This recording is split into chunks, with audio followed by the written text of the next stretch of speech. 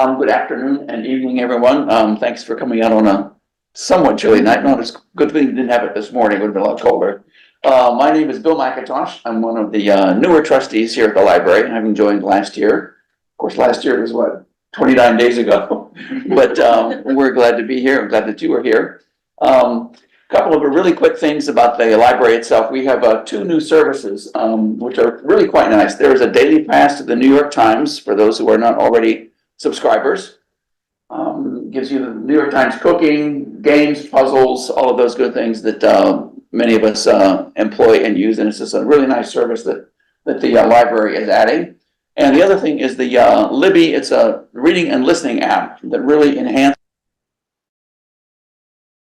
an ebook that the library carries. So Katie here will school any of us who don't know exactly how to do it, but these are really lovely services and really add to the I think the cachet of the library. One other thing, Leanne Rhodes, artist. Hi, Tom. Good things on display, several of which have actually 4 have been sold already. So on your way out, if you want to, and some of those proceeds obviously come to the library, so you're helping yourself as well as the library, but they are on display down the corridor and actually in the main part of the library in the back. So, and there will be an artist or art reception on Saturday starting at 10 o'clock.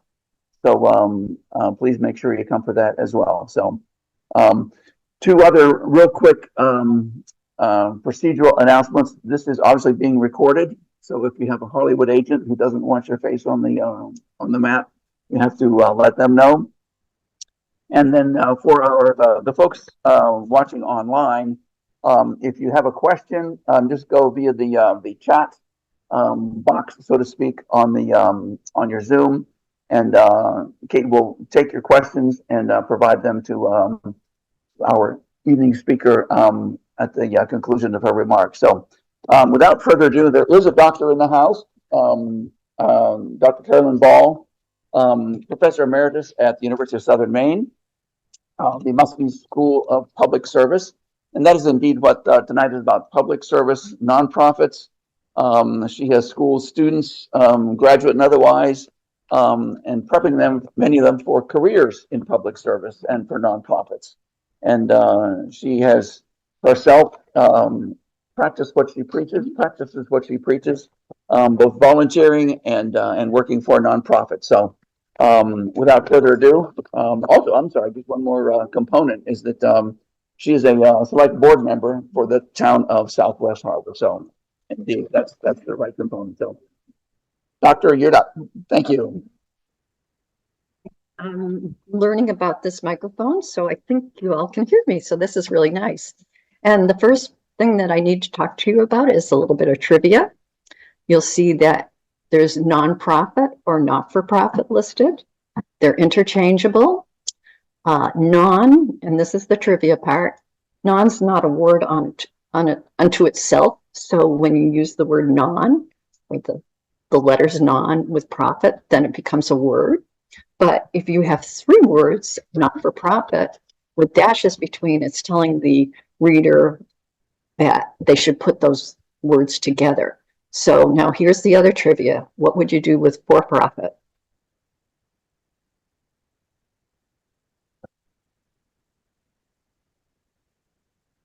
There. For-profit. Oh. Yeah. Because for is a word and profit's a word, and you want the audience to think of them as together. Just some trivia. And so I put on this first slide, Harbor House, the library, and the ambulance service logos. And there are major nonprofits in this community. And they also have some funding from the town. Very often we talk about town nonprofits providing services. And so the town provides monies to these particular nonprofits. And that's a little bit different. Well, I just said not-for-profit and nonprofit, but there are actually other words. In general, we might talk about the voluntary sector or the third sector. And then there are lots of words that we use for nonprofits. And so you may even see some words that are beyond these too. So charity, it's pretty clear that that's probably means a nonprofit. But some of these you might say, they sound more like they're private sector, so private. And just hold that thought. Corporation, Inc., foundation, advocacy group, your church, synagogue, or mosque is also a nonprofit. Tax exempt is a word that we often use for nonprofits. Association, membership organization, and some of these, again, we use them for for-profit entities. Trust, and the one we'll talk about a lot, 501c3, which is an IRS designation for nonprofits. So let's see why we actually have all these nonprofits and why the town would actually give to Harbor House and to the library and to the ambulance service. Well, very often we have nonprofits. We think because government or the private sector has not provided the service. And I've just mentioned 3 right here in this town that are sometimes public, and an ambulance service sometimes is actually a private sector service as well. And I've got the logo or the emblem of the Church of Safe Injections. And that started out, and you can tell from the name church, it was a nonprofit, but churches don't have to register as nonprofits, and I'll show you how you register. So it started as the Church of Safe Injections because the individual who felt that there was a need for a safe place for people to inject who were addicts. Then we also think that sometimes nonprofits are more efficient or effective. Usually we're talking about than government. And so we have something called Down East Partners, which serves Hancock and Washington County, and it provides all sorts of services. Originally, Head Start would have been a major service, childcare services, transportation services, some housing services, a wide variety. And it would have gotten its money almost totally from government. So the federal government would have provided the money to the state, and the state would have provided it through contractual services, and still does contractual services with Down East Community Partners. And it's spread its wings a little bit, and it's also offering some services that aren't provided through a contract. So we think that they're more efficient or effective, otherwise government could provide it directly. And we have nonprofits probably because they fit our sense of community, they fit our belief in freedom from government, and they fit with our belief in volunteerism. We want to help our communities, so we volunteer with an organization. And this final one is a little bit circular, so you'll have to think about this. We have nonprofits because we trust them. Well, if we trust them, we have more nonprofits and we trust them and we trust them. So it's a little bit circular, but I think that there's a lot of truth that we feel that we trust them. And so we have those nonprofits. So why would you become a nonprofit? You've probably been thinking about this. So I haven't put it at the top, but because you have a mission, you have a goal. And so the Church of Safe Injection obviously had a goal to help addicts. So one of the benefits, as well as one of the reasons that you want to become a formal nonprofit, and again, I'll tell you how you do that, is because you'll be exempt from federal, state, and property taxes. Now, that last one's a problem. That property taxes are local taxes. So here in this town, we have 2 federal organizations that don't provide taxes, Coast Guard and the National Park. But think about Boston for a moment. When you think about nonprofits in Boston, what are you thinking about? They're huge, bunch of them. In Boston. National Park, yeah, bigger than that though. Colleges and healthcare, big service providers that don't pay taxes to the city of Boston. So they probably provide to the city of Boston a gift. So some nonprofits that are large provide a gift. And usually that's because they definitely utilize their fire and police services. So is it equal to property taxes? No, but very often these big nonprofits provide this gift to the city or town. a nonprofit may be exempt from sales taxes, and that depends on the type of nonprofit. And Maine establishes that list, and they've just recently updated. So if you're wondering whether your nonprofit would be exempt from sales tax, you'd have to look at that list. And another reason is that donations might be deductible for the owner. And that goes back to whether the nonprofit's a 501c3. I keep mentioning it, but I haven't told you really what it is.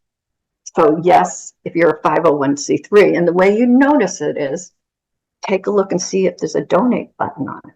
But some nonprofits will also say we're a 501c3, we're tax exempt. They'll use words to let you know that they accept donations and that if you can deduct them for your taxes. But we have a nice nonprofit in this town and in Tremont, Acadia Chamber, and they sponsor. I've given you a hint. They sponsor fireworks, yes. And maybe some of you actually donated to the fireworks, but it's not tax deductible because Acadia Chamber is what's called a 501c4. So a lot of us enjoy the fireworks. We think it's important for the community. The Acadia Chamber is a community wide help to the town, but it's a 501c4. And that means that its members put their money back into the organization. And so normally they don't take donations and they won't have that donate button onto their website. And nonprofits obviously can make a profit, but the earnings have to go back into the organization and it can't be to the benefit of the officers. So whether that's the executive director or whether that's the people that run the board, it can't be to the benefit of the officers. And sometimes nonprofits have gotten into trouble because they haven't watched the earnings that they're providing to their executives, and they've been accused of not spending wisely.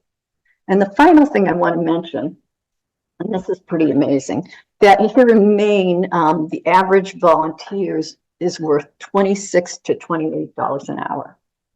So that's a major benefit when you use volunteers to help with your services.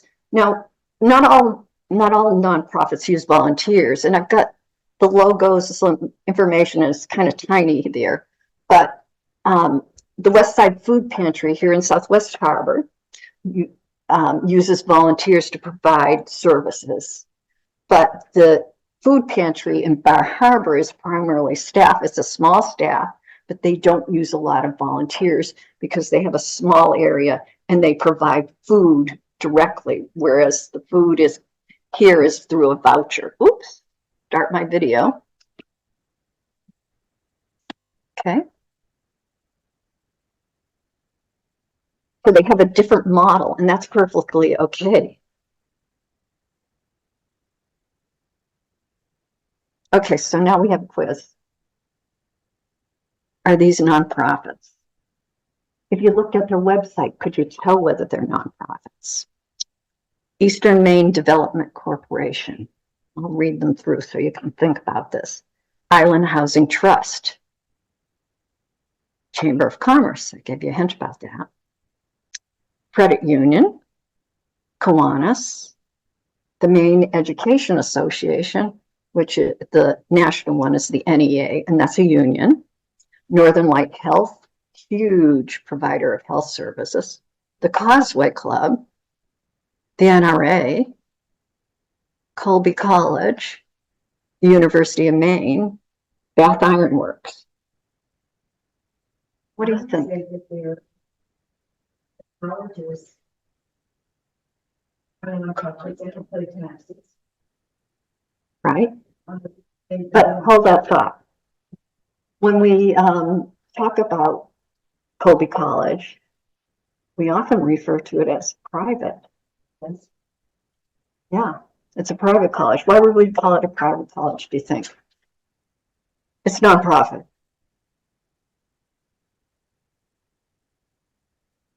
It's to distinguish it from state universities. So historically, private colleges call themselves private rather than nonprofit.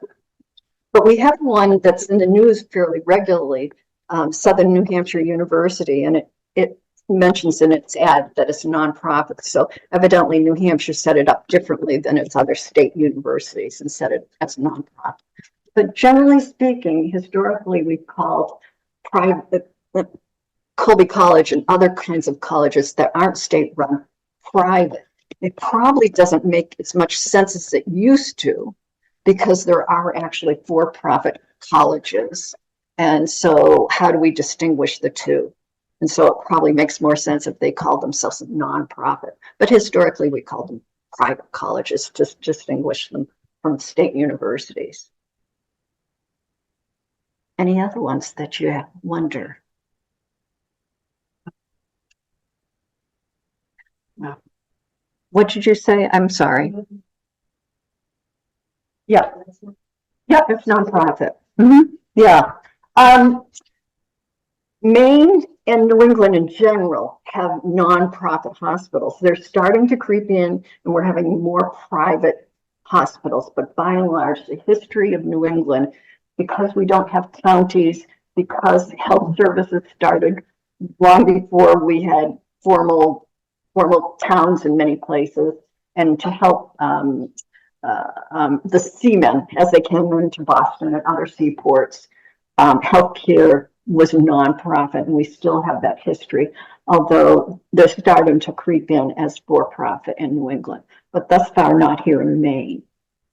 So it's huge, and we also use the word, and maybe this is why, it's Northern White Corporation. Sometimes you hear that word corporation.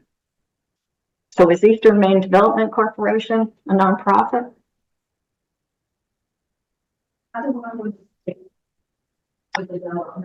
It's a development organization.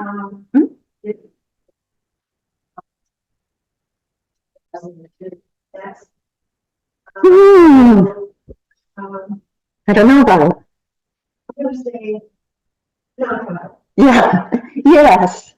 And it's a 501c6. So as you look down, there's a piece of paper.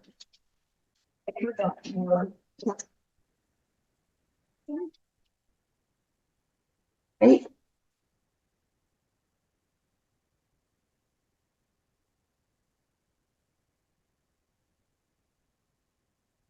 So there are different kinds of nonprofits, and Eastern Maine Development Corporation is a 501c6. So it doesn't take donations, but it's nonprofit, which means that it's income that comes in, it has to be plowed back into the organization. And it's a developmental group to help with towns and businesses gather together to cite businesses, to recruit businesses.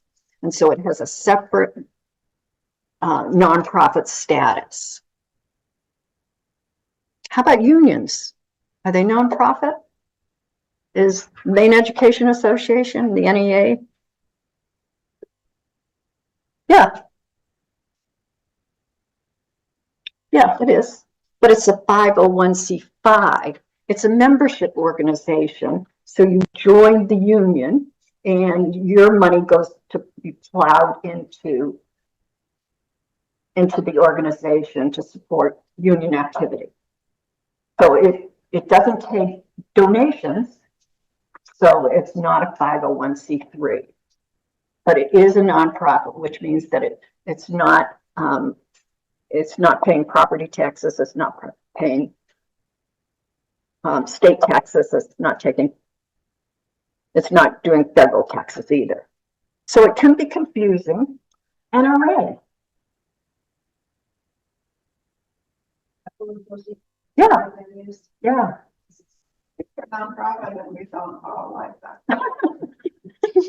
Well, it's a bunch of different kinds of nonprofits. So NRA traditionally did hunting state education courses for kids. So it's a 501c3 for that. It's a 501c4 for its membership. And it's also, if you look at the bottom of the list of different kinds of nonprofits, it's a 527. It's a political action committee. So all of those are nonprofit. They're just different types of nonprofit. And the only one that could accept donations is the one that does educational outreach and training for kids in gun safety.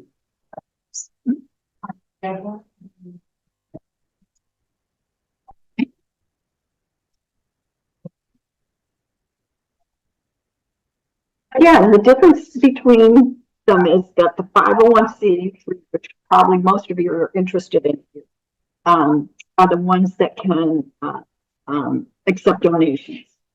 And again, so it's so critical to take a look at an organization, whether you see any indications that it's a nonprofit actually. When you think donation, that means it is tax deductible for you because you can donate to any of these. You can donate to a PAC or donate. So they accept donations, but it's not, it doesn't do me tax wise. Is that what you're saying? If you can give it to me on actually, you know what I mean? So it's not a tax write-off, if you're donating to us.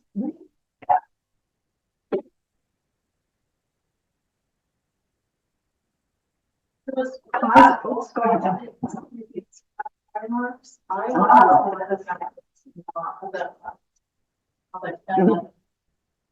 They got a mission from the government, and the government so Okay. Yeah. Can we go back to my list?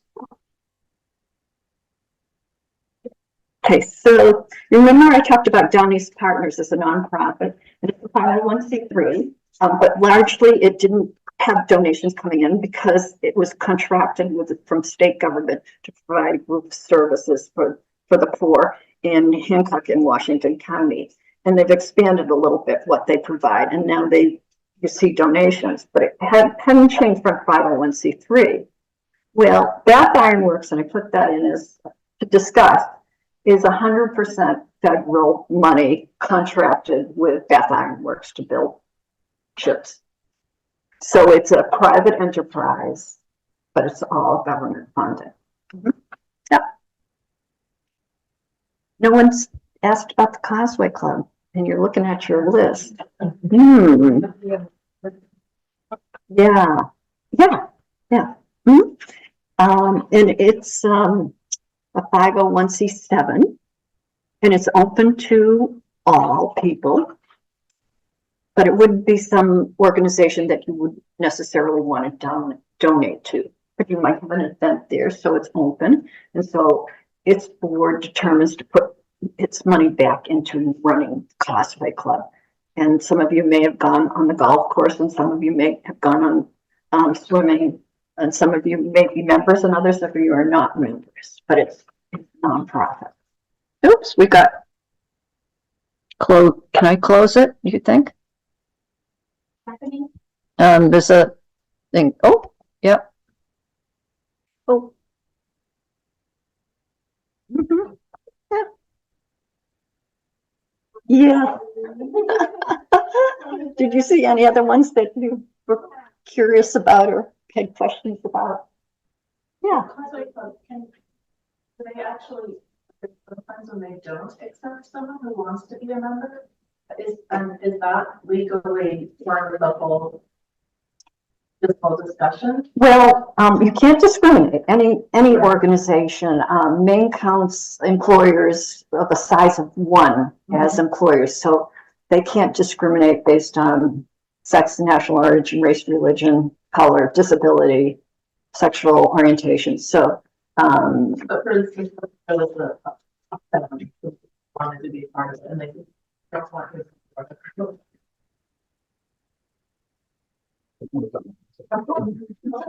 yes, that's right.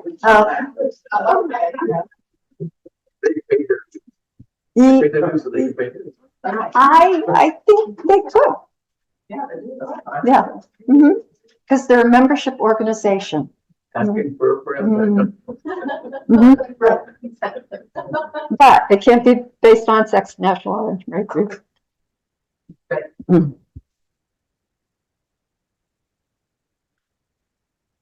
Can you get it back? Let me see if I press that. Okay. Okay. We got it. Okay. So we have some people that want to start a nonprofit now. Okay. So one of the reasons that there's a little bit of confusion about that word corporation is that a nonprofit incorporates with the Secretary of State under Maine Title 13B, which is the Maine Nonprofit Corporation Act. If they called it something else, it would have been easier for us, but they didn't. So you incorporate, and you need to have a board. And sometimes they're called governors, sometimes trustees, different names. That's perfectly okay. You have to have elections of officers. There are certain financial responsibilities mentioned in this title. And one, I just picked out an interesting one, and I'll talk more about it when we get to the IRS. The right of employees to contact the board. Have any idea why? The law says that employees have the right to contact the board. The board is the individuals that manage the organization.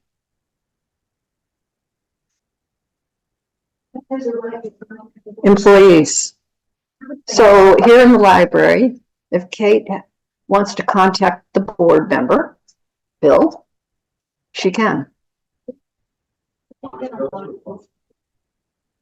To listen.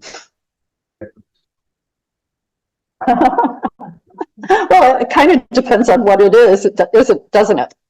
Yeah, it's an ethics responsibility. Is she presenting information that he needs to know, and she doesn't feel comfortable telling Rich? That's what it's about. It's an ethics responsibility. Yeah. She just wouldn't just she could, but usually when we have a concern or a problem, we go to one person. But yes, could she present to the board? Well, that's a different situation. And then she'd have to be on the agenda, and the agenda would be established with the executive director and the chair. So that's a different kind of situation. Mm-hmm. Yep. Mm-hmm. And in this law, there's a little form. It's really easy. It asks the person filling out whether they serve a public or charitable purpose or a private mutual benefit association. Now, private mutual benefit association, you could think of like a snowmobile club or a condo association. So a specific kind of association where they're gathered together to do one particular task, snowmobile, having fun. And then the law requires that the nonprofit file a yearly report. And the yearly report really has name and address and the people that are responsible. It's not a formal annual report, but it's led to nonprofits having very nice annual reports. So it says that nonprofits have the right to sue and be sued, acquire property. It's not very helpful about how should we think about nonprofits. But it's nice to know that it's easy to form one through the Secretary of State, but you've got to do one more step. If you really want to become a nonprofit, then you need to register with the IRS and obtain an employee identification number. And one of the crucial aspects, which is not in Maine's law, is establish a mission, because that will determine whether you're a 501c3, a 501c4, whatever kind of organization you are. So it's important that you establish a mission.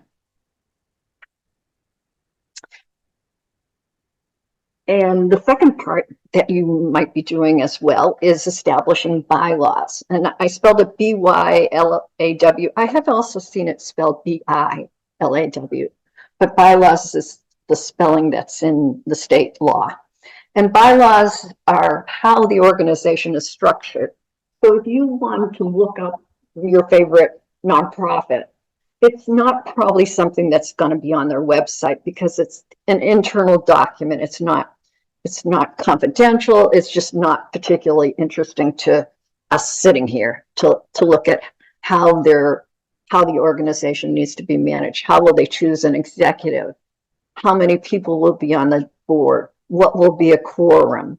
How will they hold elections? How often will those elections occur? Are they going to have any standing committees? Now, one of the standing committees often is a recruitment or a nomination committee. Because if you have your board members who are serving for 3 years, what do you do when you need to fill a vacancy? And it might also have, if somebody resigns, how do you fill the vacancy during a term? So it'll have all that kind of nitty gritty about the organization and how it's managed. And you'll see words used for boards. I say board, and sometimes it says board of directors. I've seen trustees, I've seen governors. So there are a variety of words for the people that manage through their operation of regular meetings, how the organization will run. The day-to-day aspects of the organization are the executive director's responsibility. And the executive director reports to the board. So many managers, one person usually. Increasingly, nonprofits are developing the wording of for-profits. So I'm seeing more and more executive directors being called chief executive officers or even president.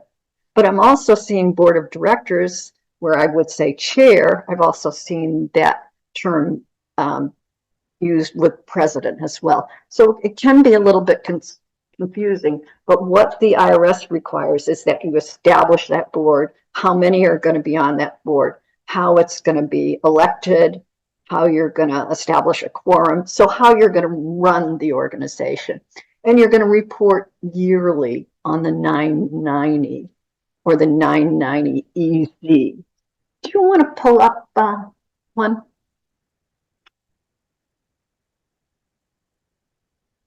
And that's the Old Colony Y.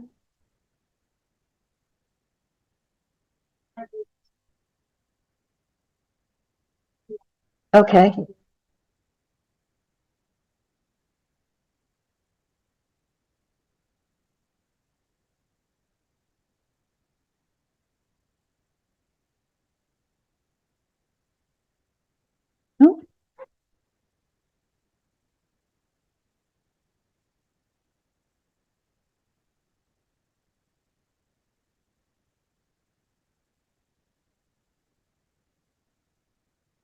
So every year now you're a nonprofit, you're going to report to the IRS. Well, you don't make a profit. So it's not showing on, Oop. you can't see that Oh, no. there. Oh. So, there we go. So is it showing there? No, we're seeing that. Why is, oh, I know.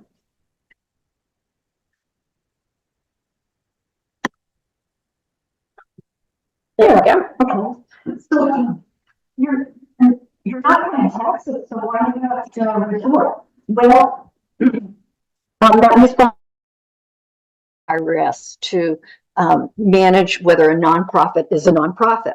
And so each year you have to provide information that you really are a nonprofit. And I chose this because it's a huge organization. The Old Colony Y is in Southern Massachusetts, and there are numerous branches, and 51% of its monies come from contracts with government. There's no youth corrections in Massachusetts, so nonprofits run group homes and a variety of services in lieu of a youth correction facility. So the Old Colony Y provides a host of different kinds of services.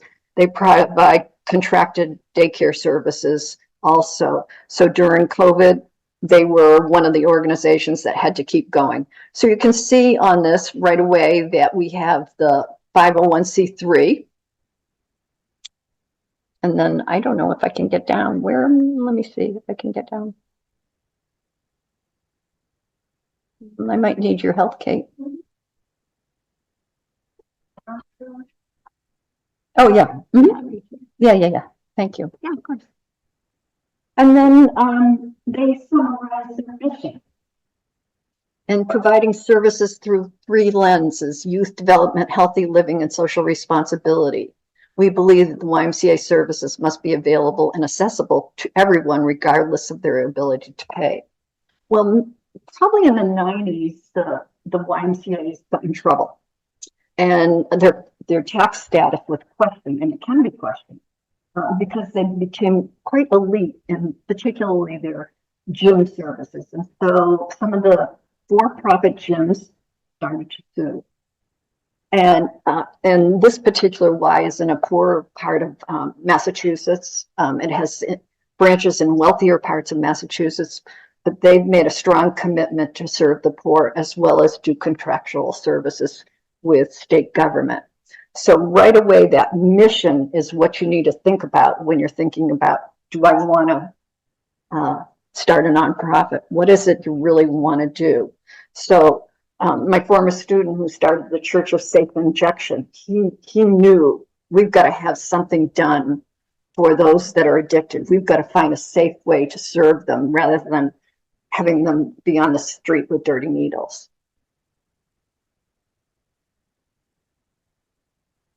Yep. Okay, I'm going to show you.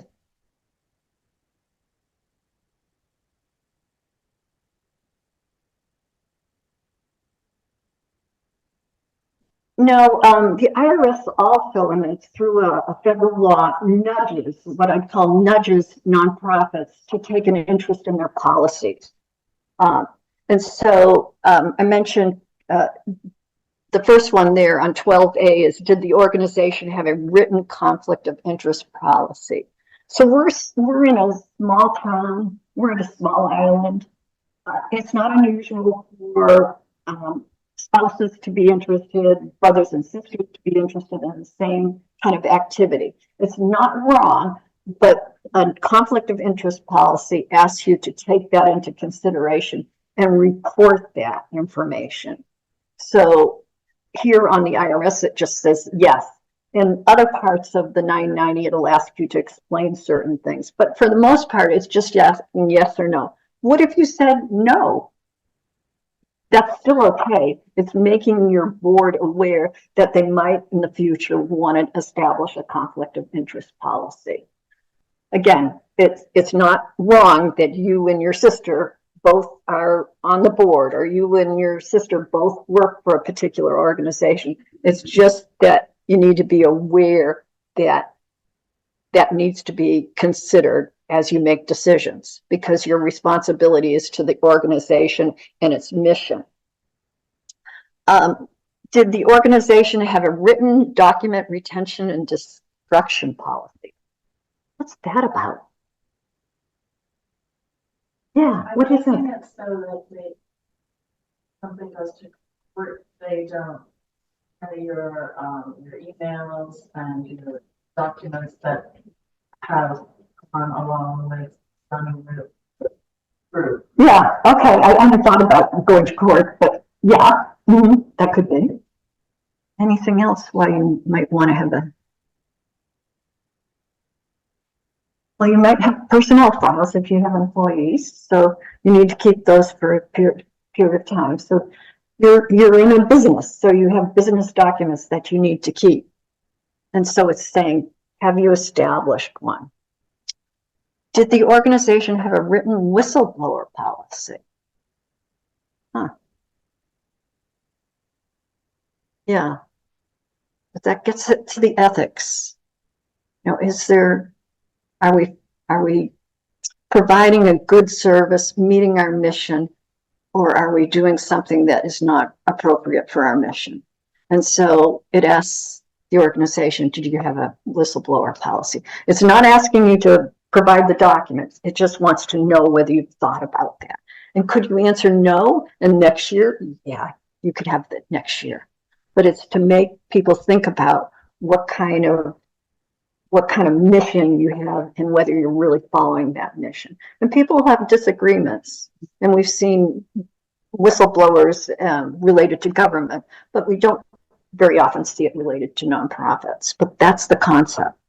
And then the other one I wanted to point out is, did the process of determining compensation of the following persons include a review and approval by independent persons, comparability data, and contemporaneous substantiation of the deliberation and decisions the organization for the CEO, executive director, and top management or top management official. So they're asking, do you have a process for determining wages? And that wage responsibility goes with the recommendation. Usually the executive provides a recommendation for how other people in the organization are going to be paid, or there may be a formal process that is established.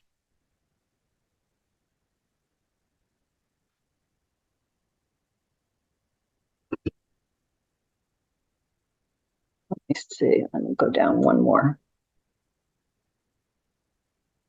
Okay. So in this particular organization, as I said, the Old Colony-wide is huge, huge, huge. 33 million of its monies is from government contracts. And it's about 51% of its income. And that federated campaigns is probably something like the United Way. It's odd, membership dues is not there, it's down below. But how do you feel about an organization that's a nonprofit, but yet it has half of its money coming from government? Is that a good idea? Is that a problem, actually? Shouldn't nonprofits perhaps be doing nonprofit work? The government be doing government work? Putting it more efficiently than the government. If they're doing 51%, the government is paying 51% to have them do 100% of the work. So it seems agreeable. Yeah. No one have a problem with that?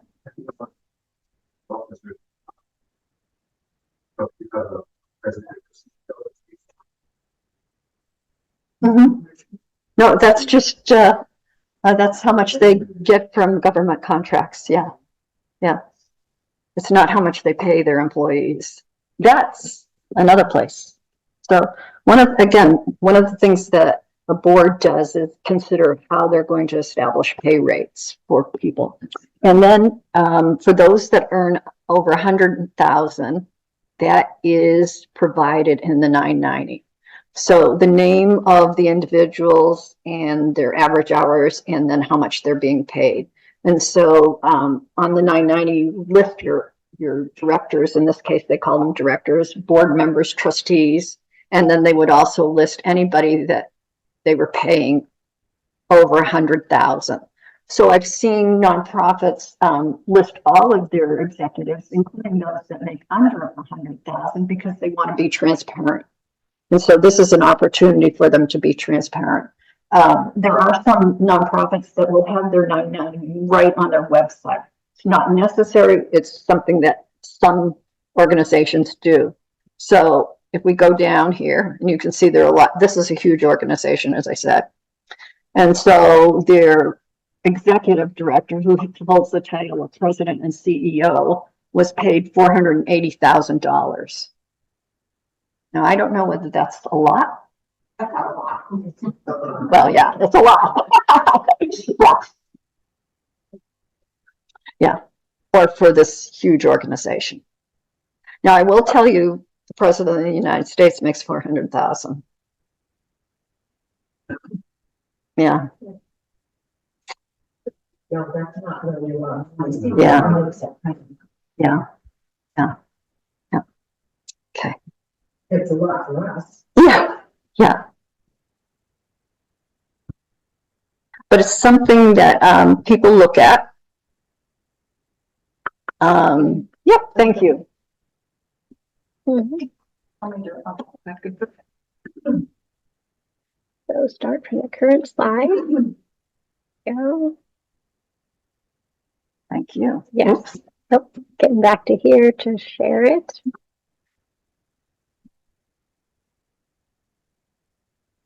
Oh, there we go. Great. Yes.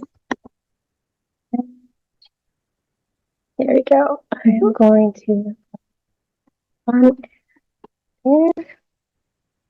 And I think there you go. You're in business. Okay. So the 990 has a lot of information. We necessarily, as the public, take a look at it. As I said, some do put it on their website, but probably not. And it goes back to the fact that the reason we have nonprofits is we trust them, and we trust them because we have nonprofits, and it's kind of a circular thing. But it's certainly something that if you wanted to look into an organization, usually a big organization, you could look at the 990. You can go to the IRS, and I'll have another name later. It's called GuideStar. You can go look at GuideStar as well, and that will provide you with the 990. And if you're a little organization, you're probably looking at that overwhelmed. And there's a 990 EZ, so it's a short form, it's online, it's for any organization under 50,000. And organizations under 50,000, when you, Rich, and I were talking about, well, how many nonprofits are there in the area? I don't know. About 150. Well, many of them have no income, but they want to continue to keep up filing that form every year because they wouldn't want to lose their nonprofit status. And our largest here on the island is not in that list of nonprofits, Jeff and Lab. It's headquartered in Boston. I just learned that piece of trivia. That always been the case? Pardon me? Sorry, I mean, it's just wondering, is that always been the case? When I don't know. That seems odd, but yeah. Yep. Mm-hmm. Oh, and the address on it, you don't have to be a citizen of Maine to have a nonprofit in Maine. And so the address that comes up in that you might put in your annual report for the state could have an out-of-state address, actually, because it depends on who files it. Okay, so what are these duties that, to summarize these duties? The duty of care. So the board has the responsibility, and I think the biggest one is a fiduciary responsibility. And that means that you need to be aware of the financial stability of the nonprofit. So that doesn't mean that you have to take a finance class. It doesn't mean that you have to be an accountant, but you have to be aware that you have a treasurer and what that responsibility is, or a bookkeeper, or a regular audit, to ensure the fiduciary responsibility is taken care of. That responsibility also includes choosing that executive director. And as I said, some more and more you're seeing the title CEO, Chief Executive Officer, or even President. They approve wages, approve sponsors. And let me go back to approve wages. That little square box says full plates, full potential. It's a really interesting organization. It fights against child hunger in Maine. And the board and the executive director of that organization decided, it's a fairly young organization, that they would ensure that the wages of their staff would be at least as close to comparable to the private sector as possible. They didn't want to have turnover. They wanted to keep people. And as I said, they chose to establish their wages based on experience with hunger, work experience in related organizations, as well as education.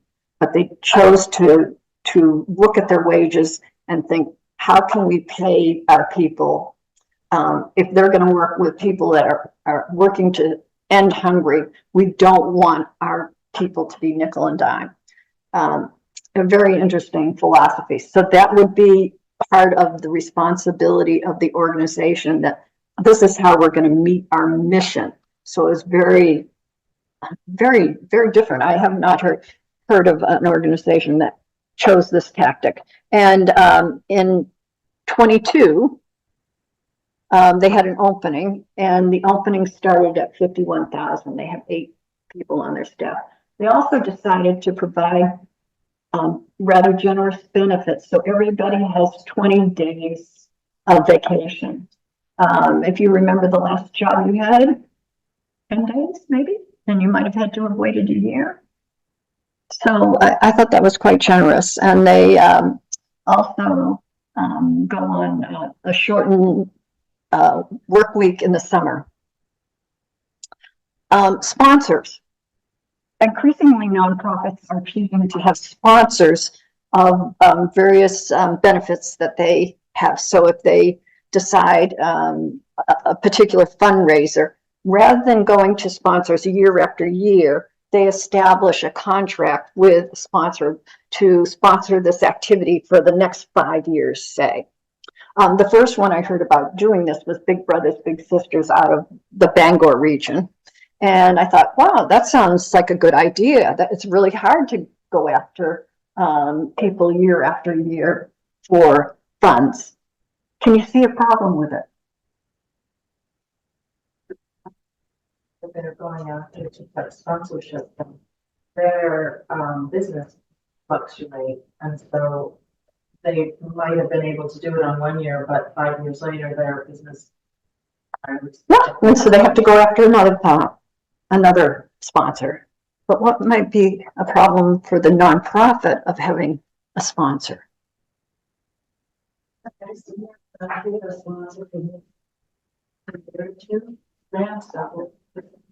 The Grand Auditorium. Oh, wow. Mm-hmm.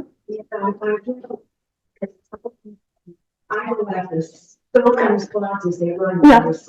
Yeah. Yes.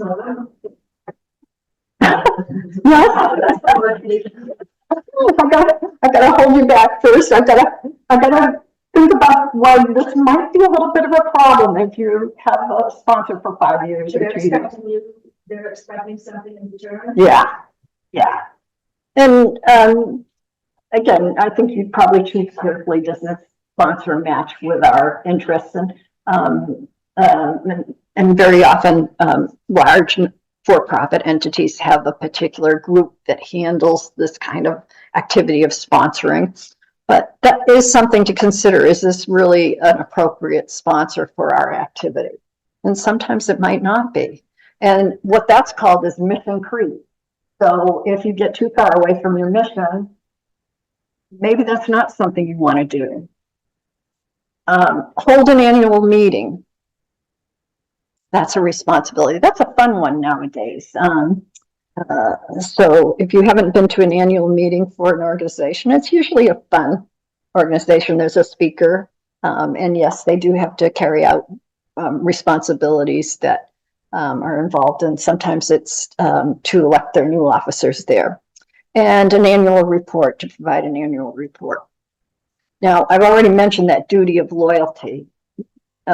There can be conflicts of interest, and boards certainly have to be aware of that.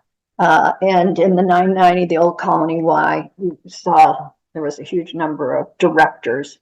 Are there conflicts of interest with what is happening in the organization? Is there a family member? And I have seen them list in a different part of the 990 that they had a family member that was an employee. And then duty of obedience, to follow the law. And the interesting things for nonprofits is that nonprofits can't support candidates. So,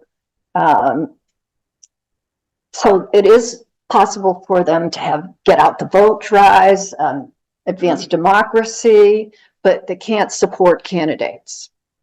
But they can lobby, but it has to be insubstantial. And there's a nice form in the 990 you can imagine to calculate whether you're spending excessive money on lobbying.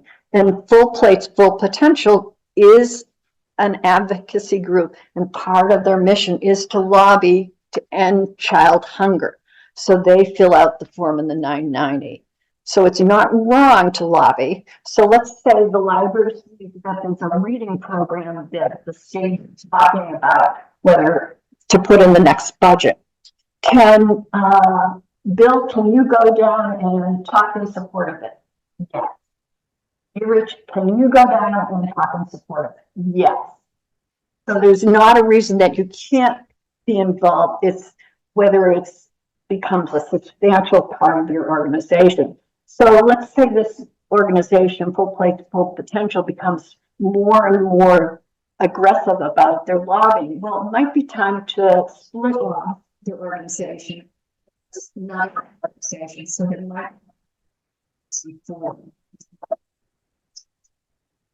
Now, that's part of their mission, and this is the list: policy and advocacy, youth engagement, and they also give grants to organization for various kinds of meals, breakfasts to organizations to develop programs for eliminating child hunger. And and then they have a Feed Kids campaign, and I didn't look at that, but I'm sure that's the donation part where you can donate to this particular organization to feed kids.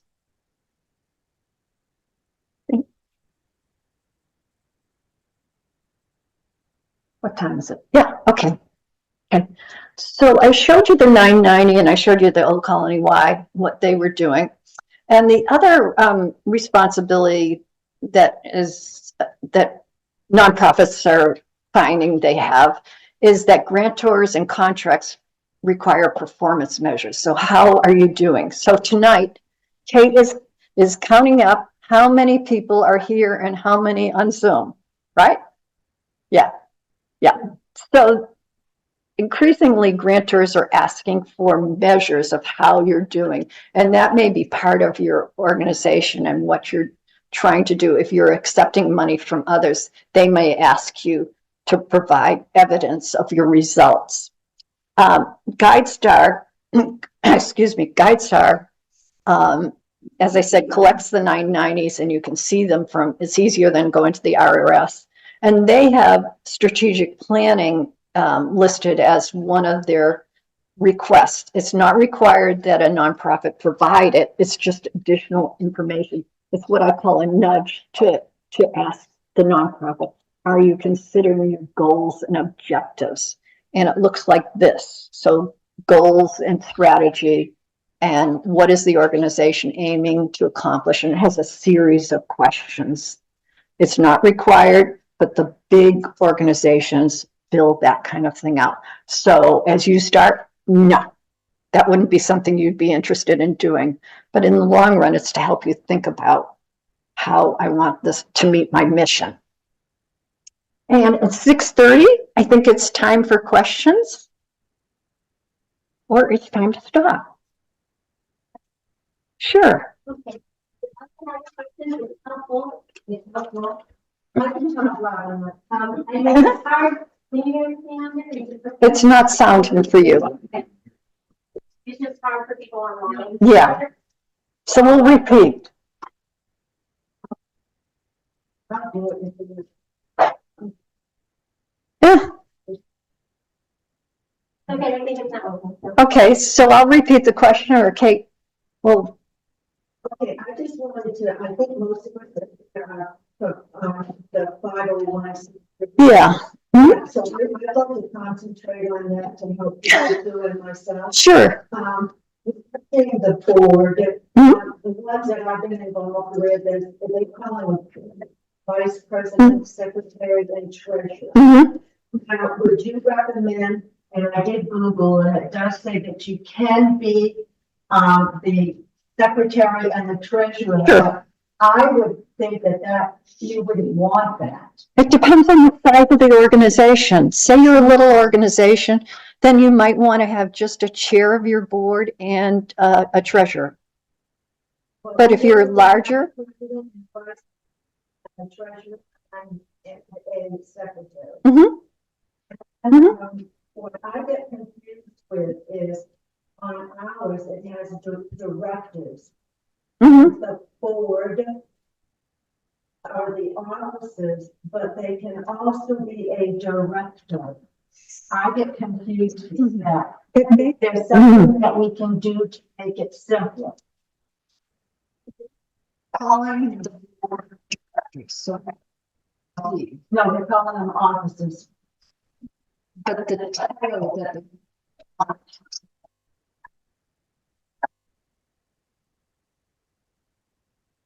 I list things that list the phone, it lists the numbers, the secretary and the treasurer. Yeah. Yeah. Well, yeah, because we've got Debbie, who's very, Yeah. and we're going over our bylaws. Yeah. And I've done this a lot, but on this one here, there's some things that are confusing. And so the director, what is the director's responsibility? The board members on our board are board, vice president, secretary, treasurer. Officers. Those are the Officers. and then other members, board members.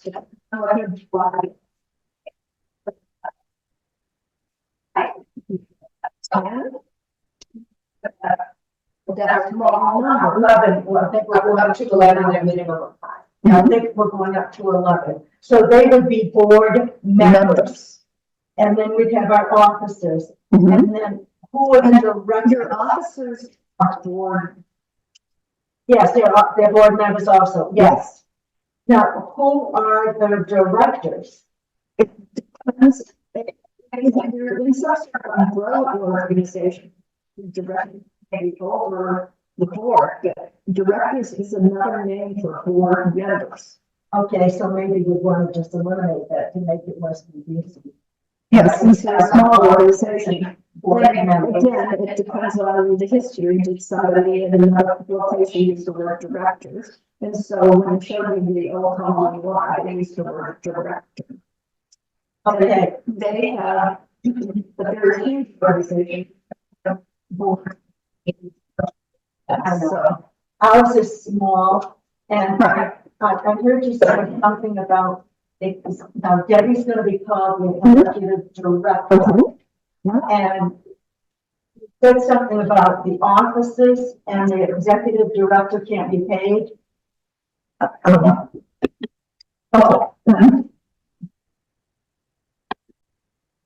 board generalist. Right. So if you're attending a training to represent the nonprofit, very often they'll pay you, but it won't be listed as your salary on the line, I say. It's that they provide monthly training. Well, that a board member could be paid. What's happening is they're involved in corporate law, so they're only private organization. This is just the board members. Yeah, I don't think the board members may be the person. Yes. But Oh, I'm she would sorry. be a board member, she would be the executive Yeah. director, so she can be paid. Yes, oh, definitely. And it's up to the board, it's up to the board to establish their pay. It's up to the board, well, somebody already established the pay. Yeah. And just wanna know. Yeah. Or to establish a contract. Yeah, you don't have a contract. You don't need one, you can. Yes, we are. Yes, with responsibilities. Yeah. And then, we come under charity. And our mission is to try to educate people at, healthy eat and whatever. And we give food away, and almost like a food pantry, but every week there's deliveries.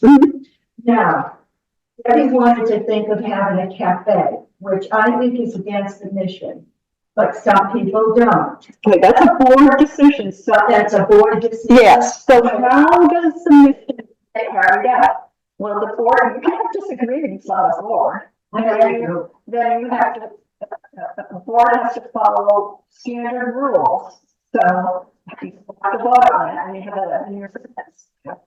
A decision. And it would, okay, and it would not be all the board members, it would just be the officers who vote, or all the board? The board, the officers are there for the board. They just happen to be chosen I got you. to chair the meeting, and that's why I prefer the word chair, the president. Chair the meeting, they, secretary provides some minutes, the treasurer, or monthly, or how often you meet. Yeah.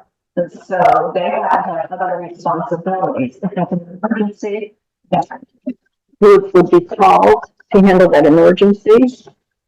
But by and large, you're all making a decision together. And if it's small, there's not a difference between you and the other person, except that the chair, and that would be my preference for a name, is to call the meetings. Okay.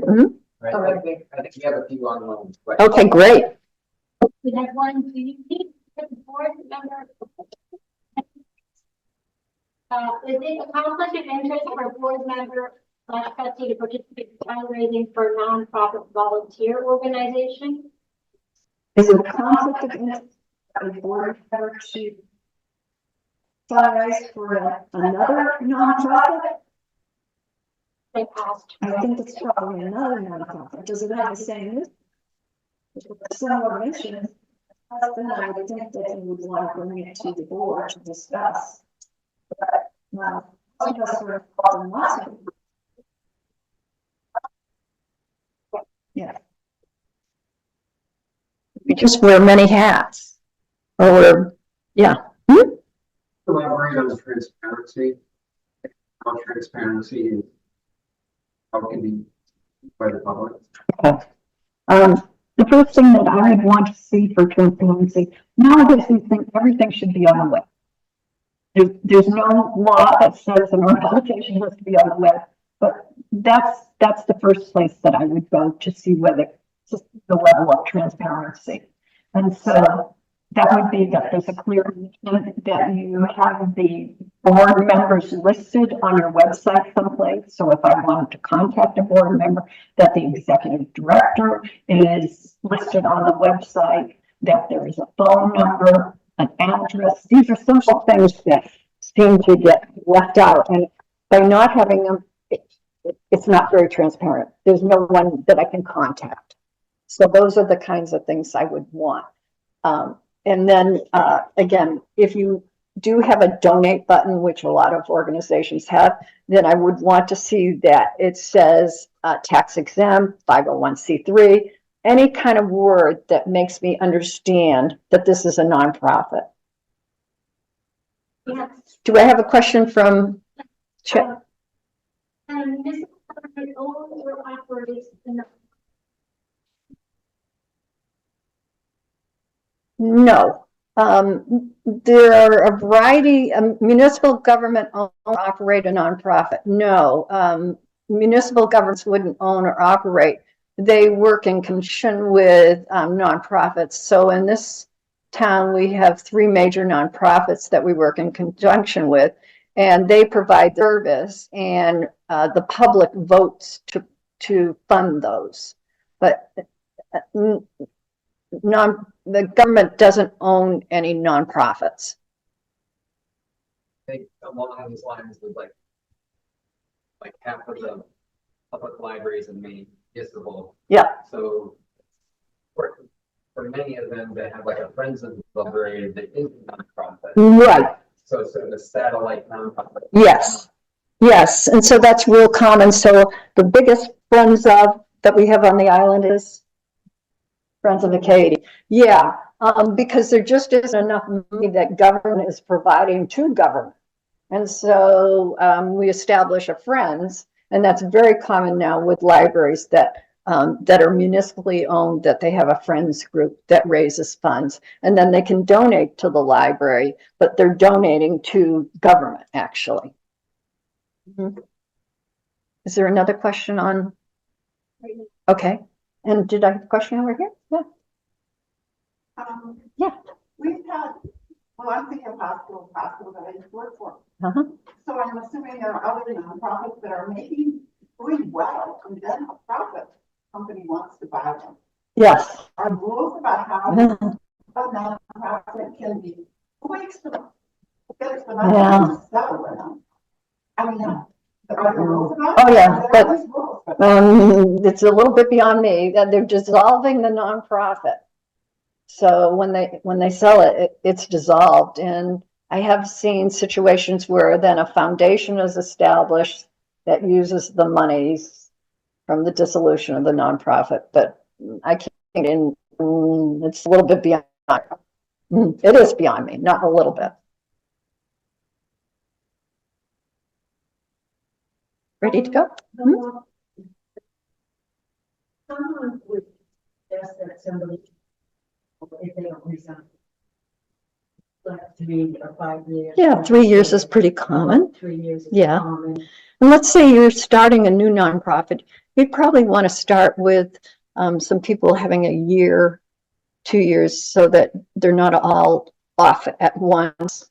And that would be established in the bylaws, how you will go forward so that you establish 3-year. So it's a little bit complicated, the wording, but it makes sense. Yeah. Yeah. Questions about starting? Oh, I didn't Yeah. have a question. No. Yeah. Starting one, so. Yeah. But I don't know how to leave for this, but I know you just talked about myself, and that was fine. Yeah. That's really what I'm interested in, the organization. Yeah. And the main mission would be to simply raise money for an awareness, and donating all of that to the organization. Yeah. Right, that would be like the mission, a very simple mission. Very clear. And then anything that was able to be. But would I, as a nonprofit, be able to donate to a mission that wasn't a nonprofit? Or would I only? No. Then you'd be violating your mission, you'd be violating your bylaws. As I said, but like, what the mission was to go over to an organization that's not a nonprofit, what if that was? You'd be violating, yeah, then I don't, you wouldn't be 501c3. So, so a political action committee, 527, does do that. They move their meat over to a political campaign. It's a nice side of they're becoming a nonprofit. So if that were the case, then I could, if they decided to move forward with their nonprofit status, I could become a friends of. Yep. And support. Yes, yes.